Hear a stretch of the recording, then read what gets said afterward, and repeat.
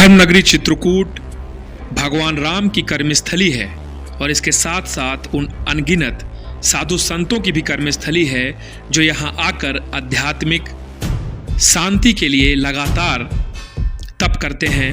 और चित्रकूट आने वाले लोगों की भी यही कामना होती है कि वह भगवान कामतानाथ के दर्शन करें, परिक्रमा लगाएं और यहाँ के कण कण में मौजूद भगवान राम को महसूस कर सकें।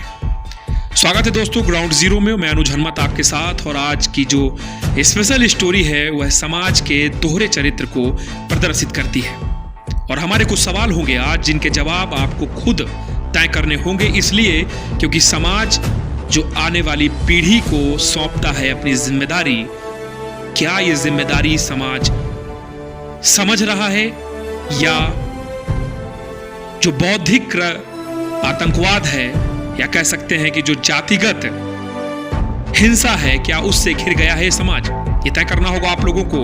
और मैं आज बात करूंगा उन दो व्यक्तित्वों की जिनके अंदर चित्रकूट का कहा जाए तो इन दो व्यक्तित्वों ने चित्रकूट को पीछे करने का काम किया, या कहा जाए कि इन दो व्यक्तित्वों ने चित्रकूट के आध्यात्मिक पटल पर ऐसा कलंक लगा दिया कि जिसे आज तक धोया नहीं जा सका।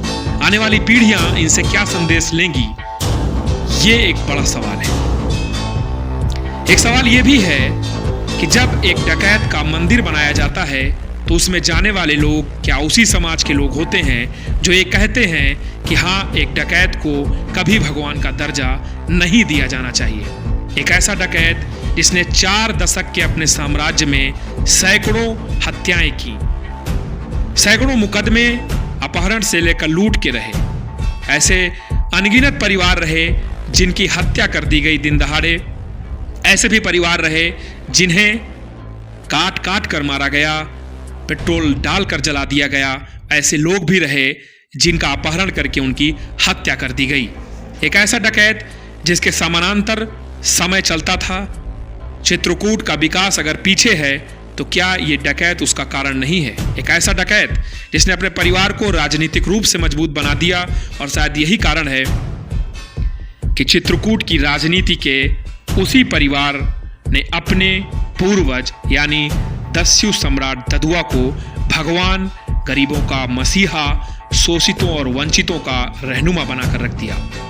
और ये बातें इसलिए हो रही हैं कि सोशल मीडिया में कुछ तस्वीरें वायरल हो रही हैं जिसमें करवी सदर विधायक को उसी दस्यु सम्राट ददुआ को प्रणाम करते देखा जा रहा है।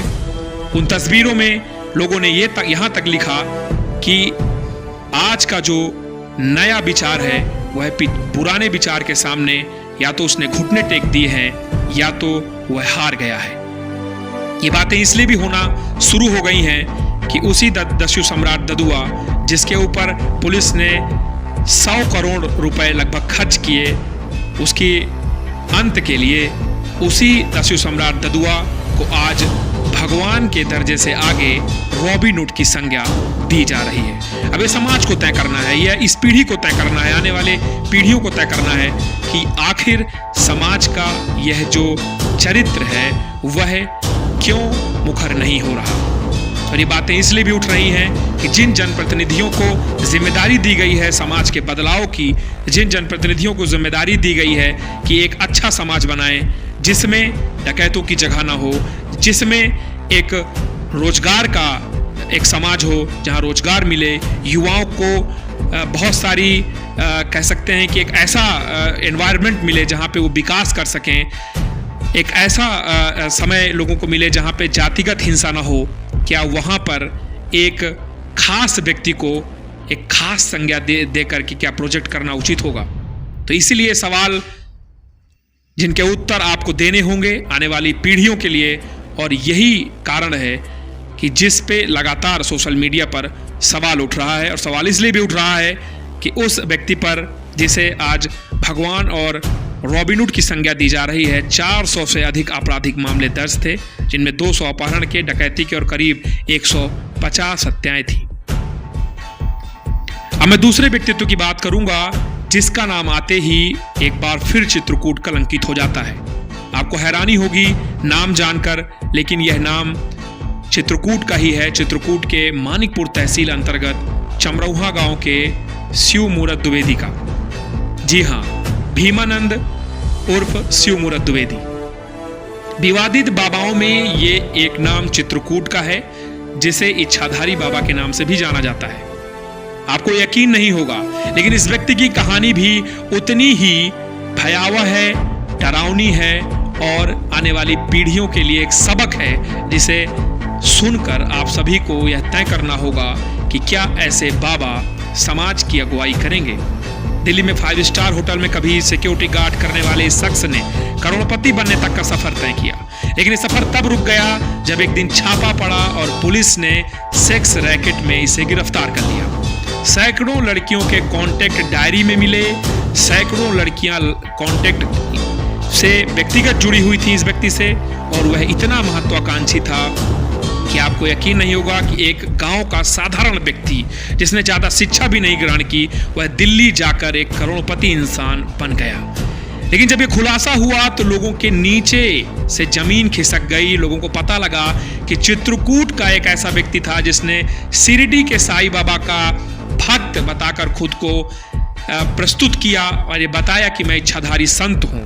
जगह जगह जाकर सत्संग करने लगा, लेकिन एक चेहरा ऐसा भी था जिसमें अगर मैं कहूं तो लोगों को ये लगेगा कि लोगों को इस घिनौने कृत्य से लोगों को जानकारी नहीं थी उस समय, लेकिन जैसे ही खुलासा हुआ लोग सिहर गए।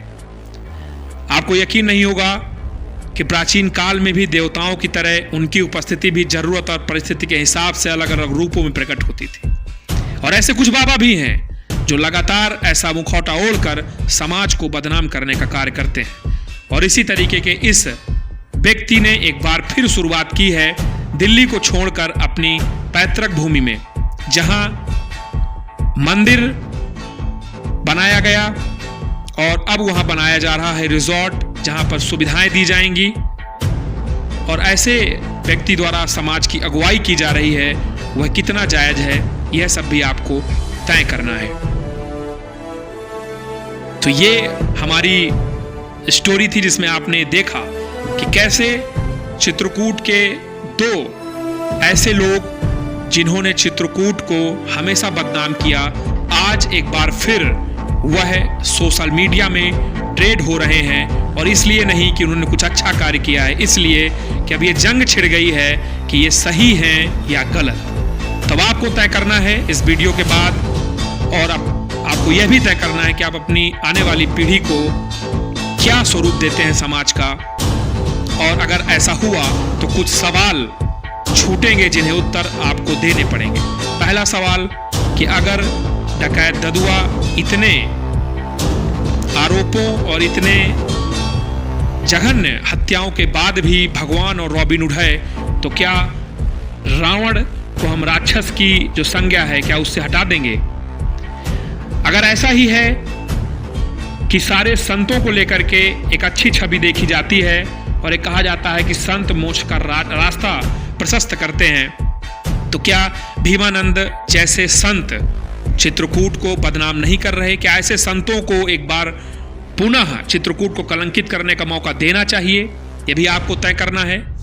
और आखिरी सवाल यह है कि वो युवा पीढ़ी जो अपना आइकॉन बनाती है, वो युवा पीढ़ी जो अपना समाज में अगुवाई का एक रास्ता बनाती है, क्या वो ऐसे माहौल में भी यह तय करने में नाकामयाब हो जाएगी कि हमें इस जातिगत हिंसा से इतर एक ऐसा समाज चाहिए जहां पर भगत सिंह, चंद्रशेखर आजाद, महात्मा गांधी जैसी शख्सियतें, क्रांतिकारी लोग, क्या ये आइकॉन नहीं बन सकते?